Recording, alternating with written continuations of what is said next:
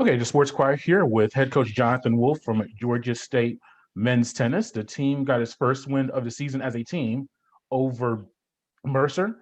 Just what were some of the key factors in that victory and what led to that success? Yeah. First of all, thanks for having me.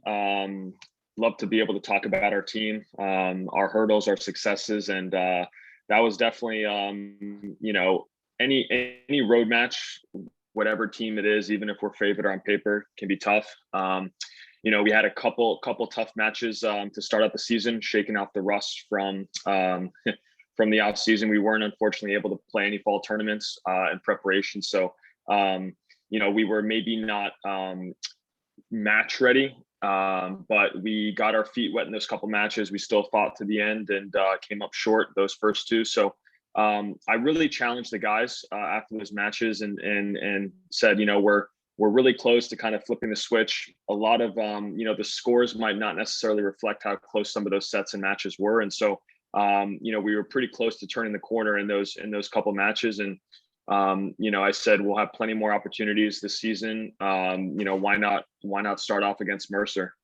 So it was right up the road. The guys were feeling good. We came out there very professional. Took care of business, supported one another, and got the team W. So.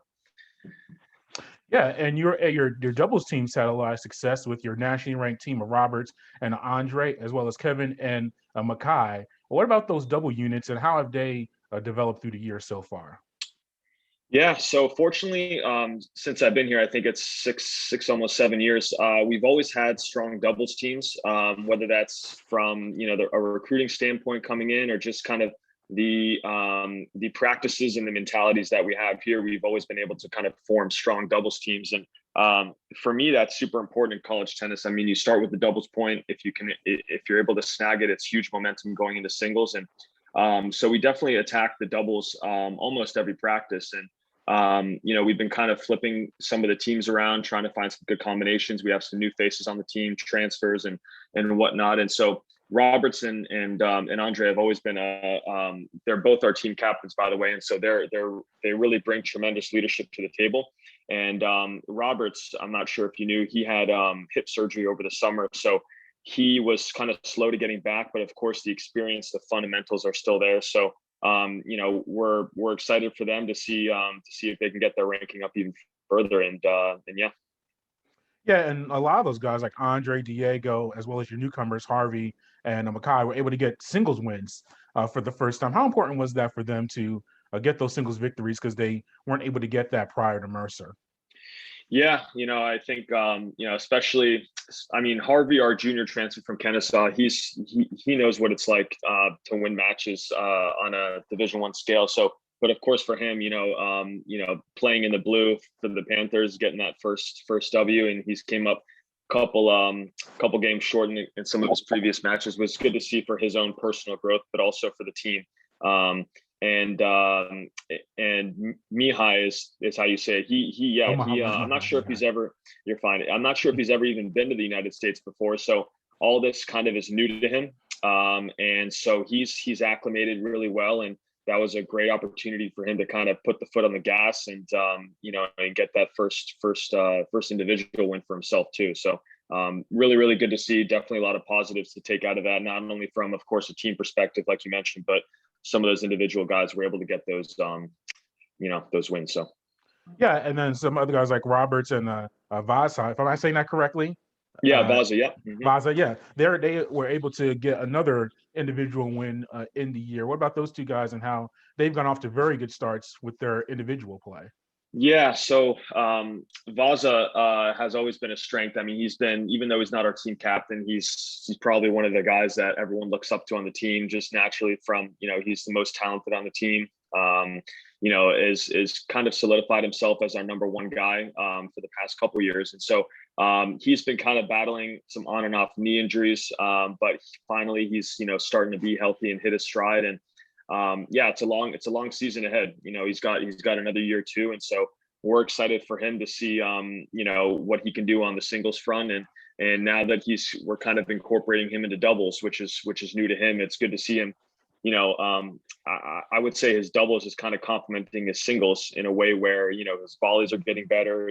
He's not afraid to come to the net as much. So that helps. And then Roberts, on the other hand, yeah. So he had some great doubles results coming into college. And so I knew that he'd be that strength for us in the doubles front and be a leader as well in the singles. And so he's been able to really bounce back, take his rehab seriously from his injury surgery. And yeah, we're excited to keep going. So You touched on it earlier, the approach to this off season. What was it like for you with the pandemic? And I'm sure you've had to change all of your plans. What have the past few months been like for you to finally get on the court and to begin your regular season? Yeah, it's been a whirlwind. I mean, there's so many emotions that go into it. As a coach, former player, I feel for the guys. It's a new world. The college experience has definitely changed on and off the court, and so I just tell my guys to try to do your best to roll with it, keep your priorities in line. Academics, tennis, and then social life last. There's got to be some sacrifice there, and be smart. There's so many other teams out there and so many other cities around the US where, COVID unfortunately has been hitting hard. And so we only have to do our best from our team perspective to try to mitigate those risks of potentially contracting it. So fortunately enough, knock on wood, we've never tested positive, coaches and players. So we want to keep that streak alive. But yeah, I mean, I would say it's not only negative. I mean, on a positive note, they've had a lot more time because of classes being online. They've probably had a lot more time to kind of, maybe set some time aside to, to work on long-term goals for their personal growth for the team. I have them do that monthly because it's always great to revisit those things to see what they've accomplished short-term, but also long-term as well. So there's a lot more time on their hands to be productive, and so I've always let them know about that, and they've done a great job in prioritizing their time. So that's good to see. You think last year, because you were off to one of your best starts in program history, and you are on track for a lot of accomplishments, but the year was cut short to spring season. Do you think the team's kind of been able to take that positive momentum? Because it sounds like you have some returners and bring it over into 2021. Yeah. So it's kind of crazy because in the recruiting process, every year is different on how many recruits come in, what your team is looking like as far as from a freshman to senior standpoint. And 2 years ago, we brought in, or maybe it's even more now, we had a pretty big class and bringing in 4, and then the year before we didn't have anyone, and it was just one of those years where I invested in my team from a scholarship standpoint, and we brought in our new face and our transfer player this year. And so we have a lot of good, strong leadership at the top. Really only one freshman on the team. And so, I'm excited, to have that leadership always there and to kind of mentor the younger freshmen and the transfer committed. But yeah, I think we have a really bright future. I think we only graduate 2 for next year, and we have a 5th year that's going to be coming back. So, really excited for the future of Georgia State. And then we're also going to be bringing in 2. Oh, crap.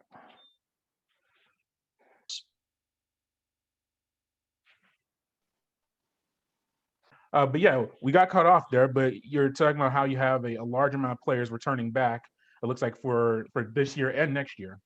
Right. And then we're, yeah, for right now, we have 2 4-star recruits coming in, Georgia local players to help, build around for next year, because we're only going to be losing 2 players, 2 seniors right now. And so, like I was saying before, I mean, I feel we have a really bright future ahead of us, and we're potentially even looking to bring in some more talent. So, the guys are excited. They pretty much told themselves that if this year, you never want to think like this, but if this year we come up a little bit short, we have next year kind of with the same core group of players. So, but yeah. Yeah, and then lastly, you have a very competitive non-conference schedule, and that continues this Friday on the 12th against Georgia Tech. What about having that tough non-conference schedule and then facing a team like Georgia Tech that I'm sure you cross paths with quite a bit?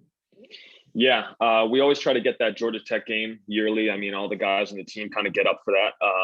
Whether people want to call it a rivalry or not, I mean, we always we always play them close. We always have our chances, and we've just come up short of the past few years. So the guys really are really looking forward to stepping up for that one. And for me personally, I played in the ACC at Wake Forest myself, and I know kind of the competition that's out there. And I want to also bring, and I've been bringing that to the table the past few years in scheduling those tough out of conference matches, because I feel it's very important for growth of the team, for them to win or lose, obviously, to be able to experience that top talent that's out there and challenge the team and one another, in hopes of course, stepping up. So I think the guys really appreciate that when they get the opportunities to play, schools like that. And I always tell them at the end of the day, it's just another name on your back. I mean, yes, they might have, bigger budgets, better facilities, but at the end of the day, it's just a tennis match. You go out there, you play your opponent, may the better man win. So,